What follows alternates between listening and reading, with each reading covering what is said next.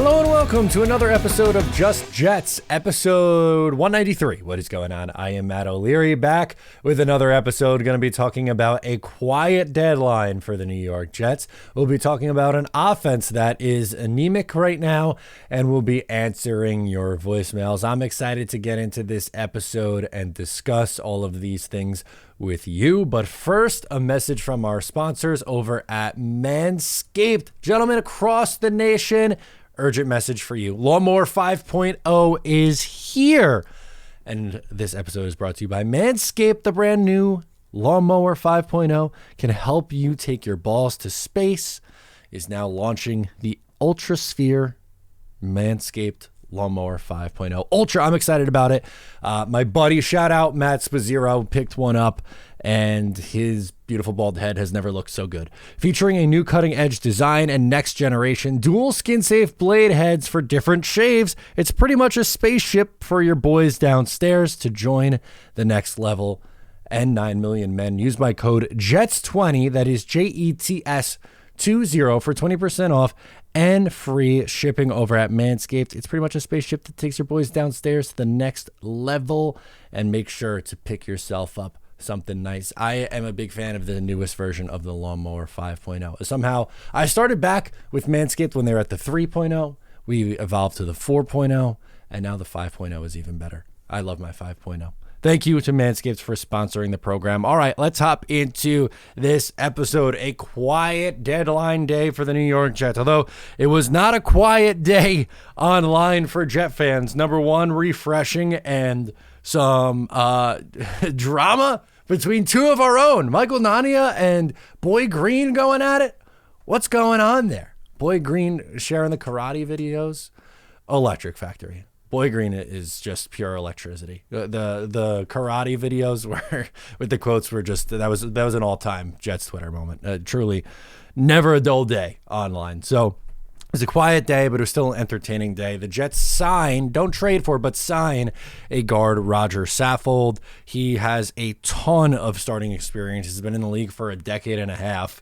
Has not signed anywhere yet, was in Buffalo last year, started at left guard. He's primarily played left guard in his career, but would have the opportunity to move over and play on the right side of the line if the Jets need that, which they kind of do. They at least need someone who can do it, because right now, Wes Schweitzer and Connor McGovern, two interior offensive linemen who were starting for the New York Jets due to injuries, well, at least for Schweitzer, are both on IR. So that means they're going to miss the next 4 games starting this week on Monday Night Football. I would be pretty surprised if Saffold is inserted right into the middle of the lineup and like, all right, you are good to go. Good luck to you, good sir. Signed you on Tuesday, starting on Monday night. You got 6 days. Good luck. I don't think that's going to be the case. But potentially some optimism that maybe, just maybe, there's a good sign with rookie Joe Tippmann that maybe he'll be good to go for Monday, because that would be a big help. Xavier Newman played center for the Jets in a pinch and had the biggest play of the game, spotting the ball in the right spot, getting it touched up by the ref in the right spot, snapping it and getting the spike down with 1 second left. Well, Zach got the spike down. More on the offense than Zach in a second here, but really, all things considered, do you want him as the long-term meaning the rest of the year starter? No. Do you appreciate what he did coming in a pinch and helping you win a football game? You absolutely do.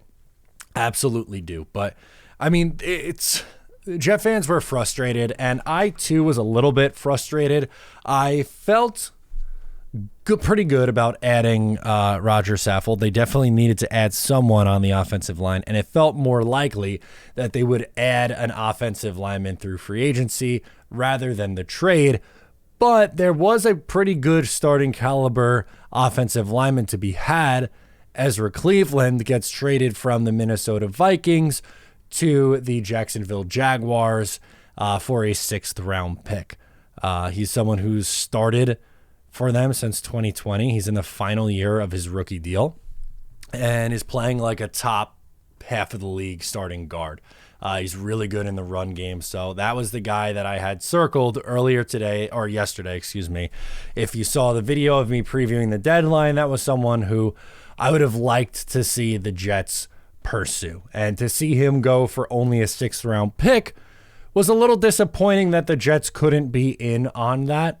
I think he would have been a better option than Roger Saffold, but still okay that they did something and it wasn't just nothing on the offensive line. The area that I do think deserves criticism, and God forbid you criticize anything that Joe Douglas does. Like, I feel like there are two camps. And there probably isn't. I'm probably over exaggerating, but the fringes on each side are always the loudest, right? It's never the people in the middle who are the loudest, but I feel like for the most part, it's either Joe Douglas is the best ever, build a statue of Joe Douglas, he can do no wrong, or Joe Douglas is atrocious. And the people who are on the Joe Douglas is atrocious train were getting their rocks off today by him not doing a thing.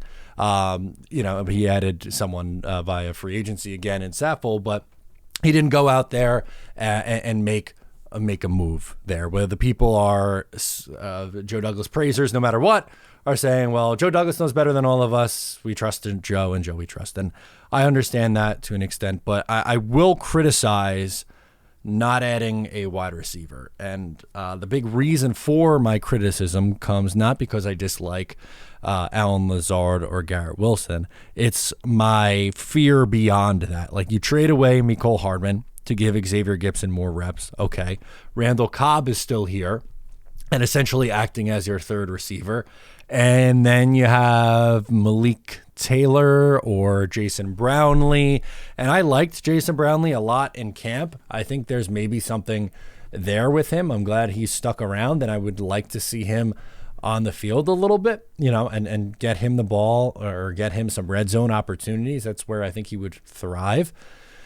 You are one injury away to either Lazard or Wilson. God forbid Garrett Wilson. He's too explosive and too good of a player on this offense. You don't want to lose him. But even if you lose, let's say you lose Allen Lazard, a wide receiver room of then Garrett Wilson, Randall Cobb, Xavier Gipson, and Jason Brownlee is giving me slight PTSD, not all the way back, because it was worse in 2018, 19, 20 in that range. Like, those were some real bad wide receiver rooms, especially after some injury, but it's not good.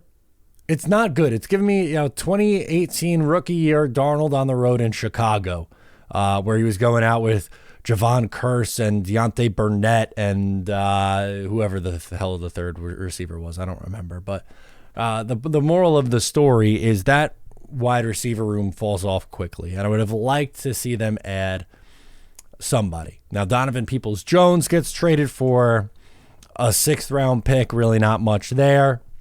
Is he a star? No, I don't think Donovan Peoples-Jones is a star. Could he come in and be, a serviceable wide receiver for you? He probably could have. I would have loved to dream about the big name like Devontae Adams or Mike Evans, but just wasn't to be had. They were very clear, Tampa Bay and the Raiders, that they were not going to move either of those two guys. It was going to be very evident that neither of those two guys were going to get moved.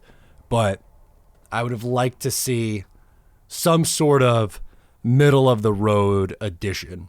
Darnell Mooney, Hunter Renfrow, even though I'm not the biggest Hunter Renfrow guy. Cortland Sutton was someone I really liked a lot. Or even on a lower tier, Darius Slayton, like somebody to just add a functioning wide receiver body in here, a veteran, because, again, as much as I like Xavier Gipson and Jason Brownlee, I do like both of those guys. It's very, very, very challenging to work through when your offense is struggling to the point that it is, and more on that in a second. That's what the back half of this monologue is going to be before we get into your voicemails. But to have an offense and a passing game specifically that is struggling so mightily, and working through that with 2 undrafted rookie free agent wide receivers in the mix and playing significant roles, it's not ideal. That is not an ideal scenario for the Jets. So I would have liked to see a veteran option there. So it was a quiet trade deadline, which wasn't exactly my favorite thing about this, if we're being honest with ourselves. And then let's get into the second topic of today, which is the offense the problems on offense. Man, oh man, did that offense look brutal against the New York Giants. And there were some reasons behind it, a few. We talked about it earlier in the week, and with the reaction, but you had the weather playing a factor, and it did. The offensive line playing a factor, receivers not separating, going up against a good defense. All those things can be true. And at the same time, you can still be critical of Zach Wilson. It doesn't have to be, well, everything around Zach Wilson is wrong and not going well, so Zach gets a free pass on everything. And it also isn't all these offensive problems are just Zach Wilson. That's not. Again, it's a more nuanced conversation than that. But when you're 17 of 36, 240 yards, a touchdown, no picks, 78.5 rating, he completed 47% of his passes. Even his adjusted completion percentage, we were saying, oh, wait for the adjusted completion percentage. There were drops, and there were some big drops. But 57.6% adjusted completion, that's not a good number either. It's not. And I thought he held on to the ball for too long at times, because there was other points where there was pressure getting in on him and no one was separating. But, you can't be taking sacks on 4th and 10. You got to throw it up and give your guy a shot. But I guess the good thing from this game, the definite good thing from this game, but also the frustrating thing is you see a great drive with 24 seconds left, and then you see him make some plays in overtime, and you're thinking, where was this for 95% of the game? The Jets were so bad on 3rd down. They went 0 for their first 12 on 3rd down. They were horrific on 3rd down. I've never seen anything like it. And again, play calling, offensive line, weather. I know all of that, but that doesn't mean that you just you throw out the window that, the quarterback doesn't have any fault. He was a little bit at fault in this game. They have 3 offensive touchdowns in the last 3 games. Thank God they've won each one of those games, which is great and amazing. It goes to show you, number one, how just really good the defense is. And again, I can't believe another week where I had to fight with people online complaining about the Jets defense giving up 1 scoring drive, mind you, a touchdown drive. And then the special teams, Braden Mann, going from Braden Mann to Thomas Morstead is maybe almost as big of an upgrade as what going from Zach Wilson to Aaron Rodgers would have been for this team. Thomas Morstead put 3 punts inside the 5-yard line. He was a stud. He has been so good for this team. Zorline, 2 big kicks in the rain. Morstead did a fantastic job on the hold on a god-awful snap in the rain on the game-winning kick. He got it down, got the laces out. Zorline booted it through, barely, but got it through. That's all that matters. The defense and the special teams has been so stellar that they've won 3 weeks in a row with only scoring 1 touchdown in each one of those games. You have to, at some point, you can't just, throw your hands up and go, well, it's everyone else's fault but Zach. On the same time, you can't also go, it's only on Zach Wilson. That's not the case also, but I don't know why someone would push back on criticizing Zach's play for a majority of this game just because he made some good throws at the end of it and got him back in it. Yes, that is important. Yes, I am happy that ultimately they won the game, and all these things are good. They are good.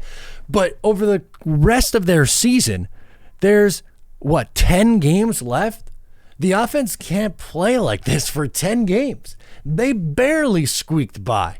Barely. You're going up against Justin Herbert. You still got 2 games against Tua Tagovailoa. You got a game against Josh Allen again. And I'm glad this defense owns Josh Allen, and they were able to do it the first week of the year by only scoring 1 offensive touchdown. But you got to be able to find a way to be able to move the ball a little bit better. It's unbelievable just how bad this offense is.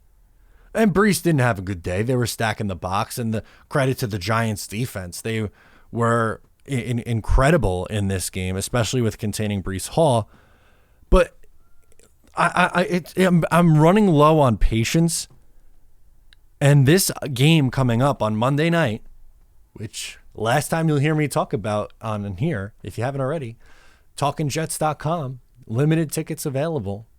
Myself, Ryan, Green Bean, we're going. All three of us, we're getting on the field. We're tailgating with Tailgate Joe. We're going to watch the Jets hopefully beat the Chargers on Monday Night Football in prime time. We will be in attendance, but there's no excuse going up against this Chargers defense. They are so bad. They are allowing, on average, not just, there was a few times where this happened. No, on average, they are allowing 297 passing yards against. They are dead last in the NFL in passing yards against. Their run defense is pretty solid, but pass defense stinks. Yes, they have Khalil Mack and Joey Bosa. Those are two big names, and they can get after the quarterback. But there should be a game plan and an opportunity if Zach Wilson is getting the ball out and not holding it onto it for 3+ seconds, which he did this week. He did again. Before that, he was doing a good job of getting it out in 2.6, 2.7. You could live with that. 3.05, too long. That's a big problem. You got to get it out. You got to be a little bit more decisive. Get rid of it if nothing's there. Tuck it and run. You're an athletic kid.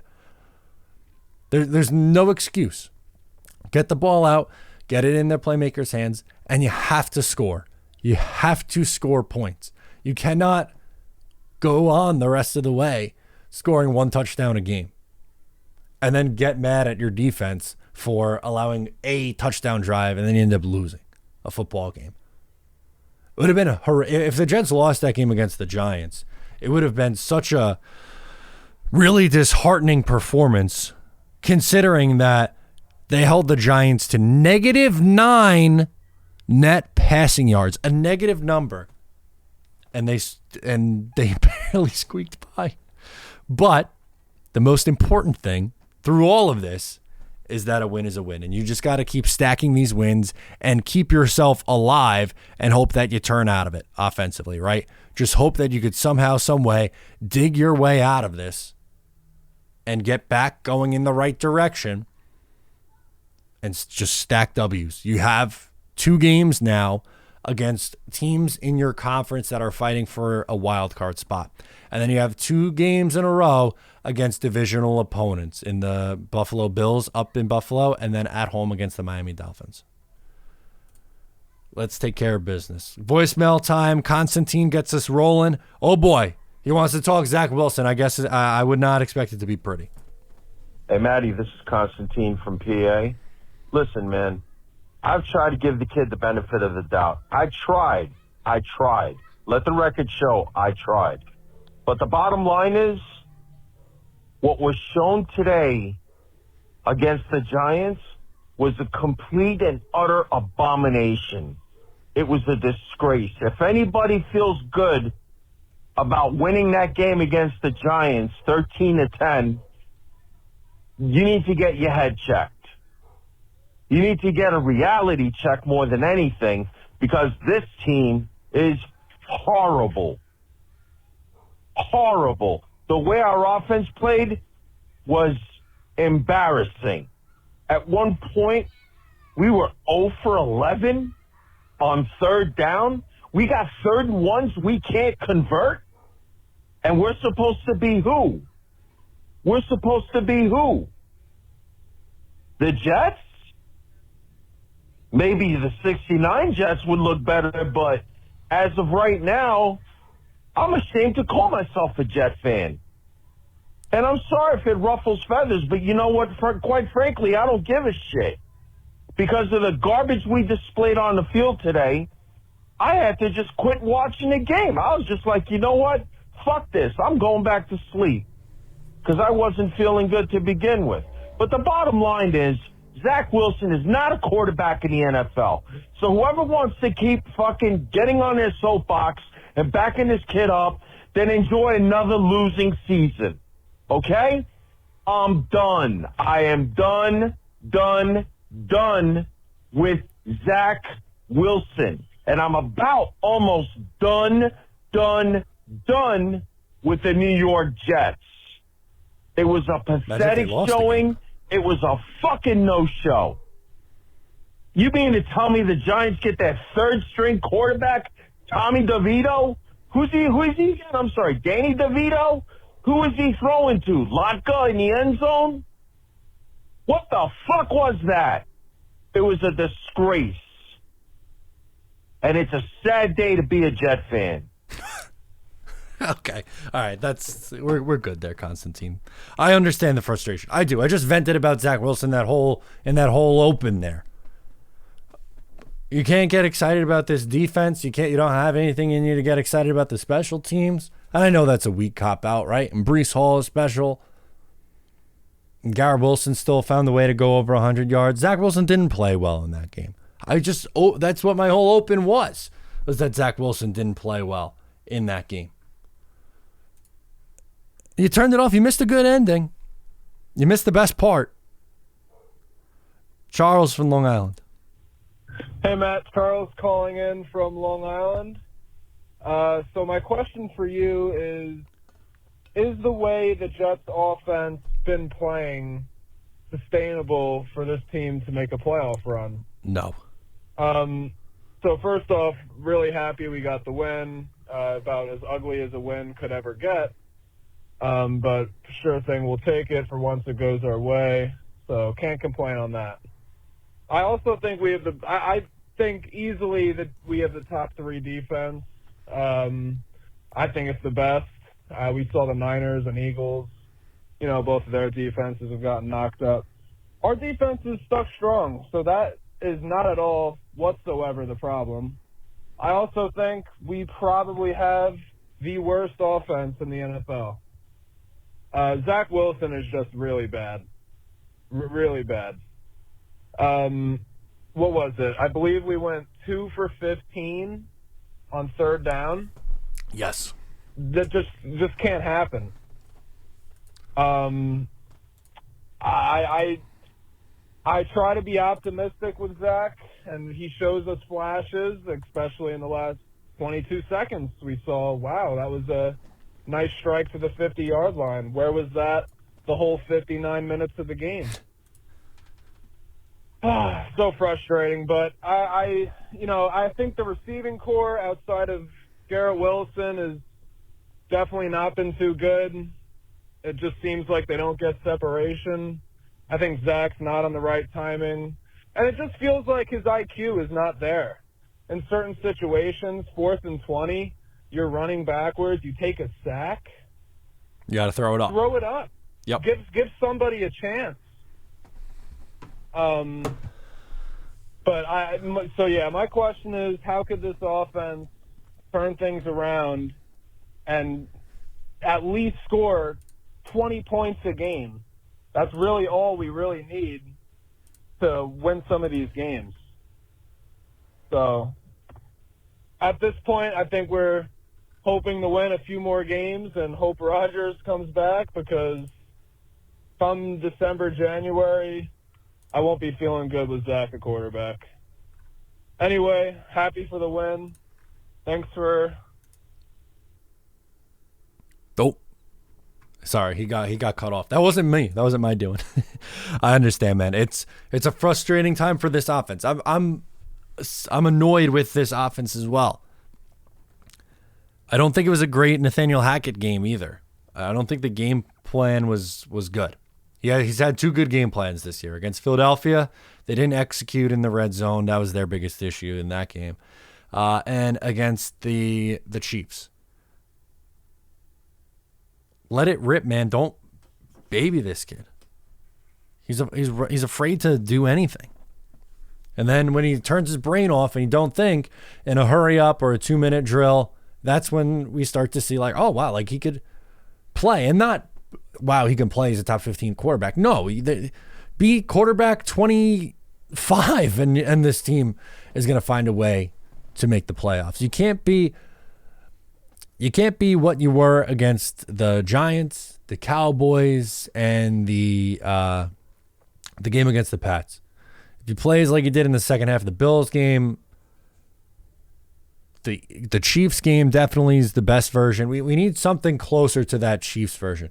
Because 5 passing touchdowns in 7 games, 3 offensive touchdowns in their last 3 games. They're 3-0 over that time, which is just, again, a testament to how good this defense is. And also, he is a backup quarterback. He just needs to play at a backup quarterback level. Throw out second overall pick for a second. You got to be able to throw that away because that's never going to come. He's not going to be the guy we thought you could potentially get with a second overall pick. But can you be quarterback 25? Be a spot starter, good backup quarterback level of player. That's why I and many others were screaming about getting just another quarterback in here to have go just in case. And the Jets refused to activate Trevor Siemian and are having, Boyle there in his, big parka with his hood on. There's no threat of Tim Boyle taking that off, the parka off and throwing the ball around and maybe getting put in that game. But it's just so frustrating watching this offense. PG, let's do it. Hello, Matt. PG from Long Island here on this glorious Sunday. Quite a game. Couple quick things here. Happy not to be a Giant fan today, I'll tell you that.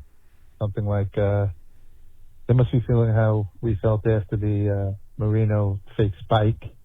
This could possibly be the best Jets win ever in the ugliest game. And I'm only half kidding there. Another thing is Zach's moxie. I mean, for him to come out in the press conference to say, oh, yeah, 24 seconds, no problem. No problem. There's been 1 for 300 in third down conversions, and all of a sudden he's got 24 seconds is not a problem. So, and the fact is, I believe he believes it. And, hopefully he gets better. I want to give a little shout out to the backup center. Fourth stringer held his own. I guess it's fitting that I don't know what his name is. But listen, got to give the coaches credit. They did a great job, just like they did at the cornerbacks last week. It looks like the whole roster is prepared, so that's great. But the fact is, for us to really make a whiff at the playoffs, we need to get better. And I don't know how we do that. Coaching, maybe bring a little help in at the trade deadline here, but we need to get better. And I guess my question is, how do we do that on the offense? Anyway, as always, go Jets. Thank you, Matt. Bye. There you go. Yeah, it was awesome. It was the best and the worst at the same time, right? Like that's what it really felt like, the best and the worst. And let's shout out Xavier Newman because he was someone who shouldn't have played, and I appreciate you bringing that up, right? But injuries on that stupid field at MetLife Stadium is so freaking frustrating. But he comes in, and I know they had the fumble exchange with Zach, just a really, really bad weather, bad exchange, whatever. In crunch time, got it done. Shout out to you, man. Shout out to you. 24 seconds. Forget the 58 and a half minutes. 59 and a half minutes, whatever. That last 24. Last 24 is all that counts, I guess. Let's do Billy Billstein. Welcome back to the program. Hello, Matthew O'Leary. This is Billy Billstein, longtime listener and regular caller. I wanted to ask you a question, well, really, just if you agree with me. A lot of people are asking why the Jets didn't score more points. Well, I just think that if the Jets would have gotten more first downs and gotten the ball into the end zone or kicked field goals, balls through the upright, the Jets would have had more points. But the Jets... It took you a minute to get to that, Billy. I appreciate you calling in. Thank you for checking in with the program. We gotta move, man. We're doing a show here. I'm sorry. We gotta get going. I know if they get in the end zone or if they kick the ball in the field goal, they'll score more points. That would make a difference. I don't need a soliloquy that you're a long-time caller. I've heard your name before. Oh, boy. Jake from Jersey. Hey, what's up, Matt? Jake from Jersey. Just got a quick idea here. Trade deadline is, I think, today at 4 o'clock. So, when you listen to this, maybe tomorrow. But if the Jets are kind of stay put here, don't want to really give up any draft compensation or anything, I do think we definitely need help at wide receiver. Alan Lazard isn't really reliable right now. Gibson is, okay in the slot. But, I'm not saying he's bad. I love Gibson. I'm just saying you're counting on him, and he hasn't really done it before, It's asking a lot. I don't know. But I think we could definitely add another guy as, a wide receiver 3 or 4. And somebody who hasn't been playing this year much for the Cardinals is Greg Dortch, who did kind of go off last year a little bit when given the opportunity. I just looked up his stats now, and he did have 2 touchdowns, almost 500 yards on 54 receptions. I don't know. This is a guy who they could probably get for a late round pick swap, if that. Something very minimal, and I feel like he could definitely make somewhat of a difference as our number 3 guy or something. But let me know what you think, and go Jets. Yeah, I would have really liked to, and I know that this call was before the deadline came to a close, but that's my biggest criticism is that they didn't add a wide receiver, and that's my fear for this team going, into the second half of this season, is that they're not going to have enough at wide receiver. I cannot stress this enough. They cannot afford an injury to Alan Lazard or Garrett Wilson. They can't. They will not overcome that. This offense is not good. The offensive line, the quarterback, as good as Breece Hall is, the rest of the offense is not good enough to overcome that. And I hear you. Throw to Tyler Conklin more. Agree. Get Jeremy Ruckert involved in the passing attack. Agree. Use Breece Hall more in the passing attack. Agree. But even still, they would Randall Cobb can't be put out there as your third wide receiver. Xavier Gibson, I like as a gadget guy who gets the ball 2 to 3 times a game. At this point, maybe he can grow into being like a Jamison Crowder light kind of player. That's my goal for him. That's what I would like to see from him. But to ask that in year 1 now is an incredibly, incredibly tough ask. An incredibly tough ask. So they're relying on a really young receiver core outside of Randall Cobb and Lazard, who are the vets. But Malik Taylor doesn't have a ton of experience. Jason Brownlee doesn't have a ton of experience. They're counting on these guys to make some big plays. Let's close out from Jaylen in Dallas. He wants to talk trades. Hey, what's good, Matt? My name is Jaylen, bro, and I'm calling from Dallas. I've been a Jet fan for the past 12 years, from Louisiana as well, born and raised. But, bro, it almost makes sense that we have to trade for a center or some type of lineman before the deadline. Honestly, I'd be surprised if JD doesn't get anything done. What do you think about that, bro? And one last thing. Y'all, stop doubting Zach, bro. The game this weekend, the weather conditions were terrible. Terrible. Zach is good. He's improving, bro. Just keep faith. See you, man. He is improving from where he was last year. He went from someone who was unplayable for most of the part this year as a backup level starter. The backup level starter. That makes no sense as an oxymoron. A backup level quarterback. But in this game, it was not a good Zach Wilson game. It was not a. In fact, I wouldn't even say it was an okay Zach Wilson game. It was a bad Zach Wilson game. And yes, the weather played a factor. And yes, there were drops. And yes, there was no running game. I understand all of these things. But I remember a quarterback throwing for 300 yards and 3 touchdowns and completing almost 80% of his passes in the pouring rain not even 12 months ago. And I'm not even a Mike White guy. I'm not a Mike White fan. I wouldn't consider myself a Mike White fan. But there's just every single excuse in the book for this, man. He is he did improve. There is marginal improvement there, but for that, I'm not at that level of blind faith. I'm also not at the level of just downright disgust. I'm frustrated with this offense. I'm frustrated. I get it. I know that. It has to change. A week from, well, not a week, in 5 days, Monday Night Football against the Los Angeles Chargers. It has to change. They have to get it going in the right direction. Big test for not only this team, just in general, going up against an offense that can score. We know that. But it's a West Coast team coming to the East Coast. It's against arguably the worst coach in football. Brandon Staley won a game against the Raiders, who also might be the second worst, or they're 1-2 in terms of the worst coaches in the league, McDaniels and Stanley. So it's just that's you got to find a way to win the game. And the offense, especially the passing attack, if they can't get it going against the worst pass defense in football, then I don't know when they will.